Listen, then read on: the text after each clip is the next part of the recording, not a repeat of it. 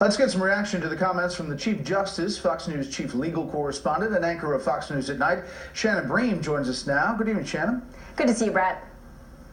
How unusual is this whole spat being in public? You know what? These are, as you know, co-equal branches of government, but we've rarely seen the heads of the judicial and executive branches engage out in the open like this.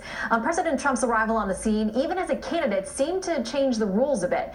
During the 2016 campaign, Justice Ginsburg called the president a faker. She said he was inconsistent, saying whatever pops into his head, and also commented on his healthy ego. She even accused the press of going soft on him. She also told the New York Times this, quote, "I can't imagine what this place would be. I can't imagine what the country would be with Donald Trump as our president."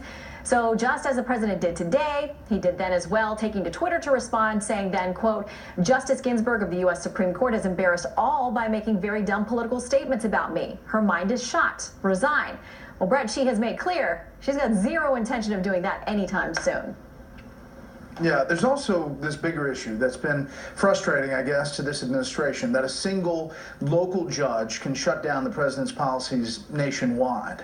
What about that? Yeah, there's been a lot of discussion within the administration and specifically at the Justice Department about this concept that one judge in the lowest level federal court can completely block a presidential action all across the entire country.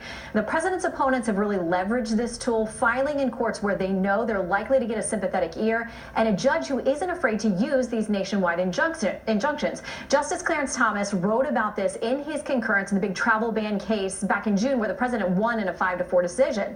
Thomas says these injunctions are a relatively new phenomenon, calling them this. He said they are, quote, "legally and historically dubious. If federal courts continue to issue them, this court is duty-bound to adjudicate their authority to do so." Now, Justice Gorsuch has raised concern about this as well, so it's really going to be up to the Supreme Court to ultimately weigh in on whether every district court judge across the country, there are almost 700 of them, should have this level of power. Brett.